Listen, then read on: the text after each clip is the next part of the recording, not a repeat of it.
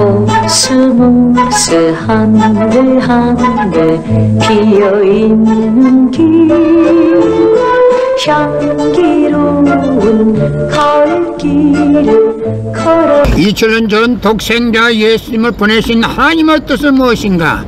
예수께서 다시 오시마 하신 이유는 무엇이며, 어린 양 혼인잔치는 무엇을 의미하는 것인가? 예수께서 기다렸던 하늘의 신부, 인류 역사에 처음 오시는 독생녀는 누구인가? 예수님은 33년 생애 동안 인류를 구원하려 하셨으나 그가 누구인지 알지 못하는 문명인 이스라엘 민족에 의하여 결국은 십자가에 못 박혔습니다. 그러나 예수님은 다시 오시마 재림을 약속하셨습니다.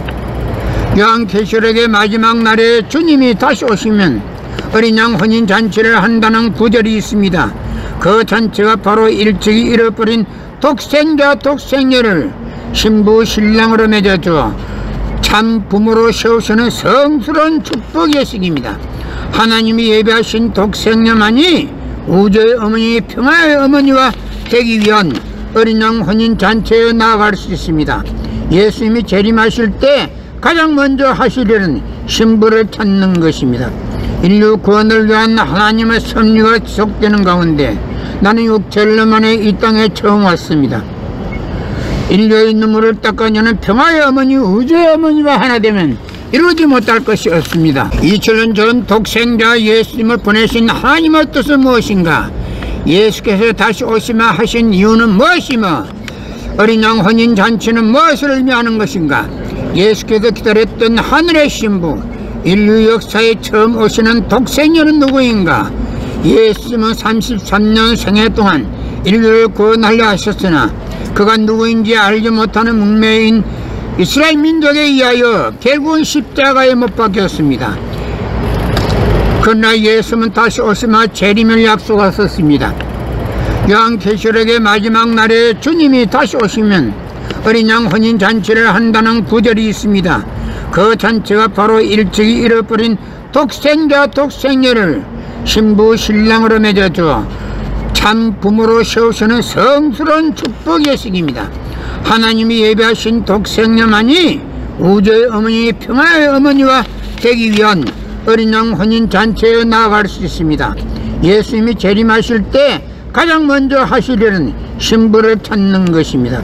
인류 구원을 위한 하나님의 섭리가 지속되는 가운데 나는 6개월 만에 이 땅에 처음 왔습니다.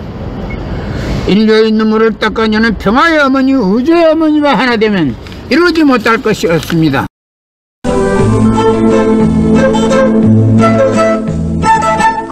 코스모스 한대 한대 피어있는 길, 향기로운 가을길을 걸어갑니다.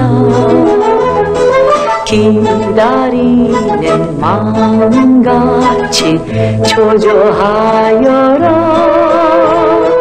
단풍 같은 마음으로 노래합니다. 길어진 한숨이 이슬에 맺혀서 정바람 피워서 꽃 속에 숨었나. 코스모스 한대 한대 피어있는 길, 향기로운 가을길을 걸어갑니다.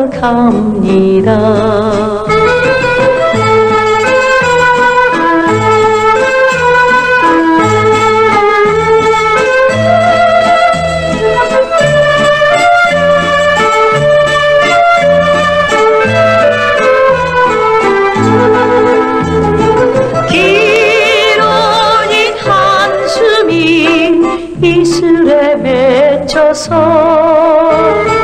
정바람 미워서 꽃 속에 숨었나. 코스모스 한대 한대 피어있는 길, 향기로운 길을 걸어갑니다. 걸어갑니다.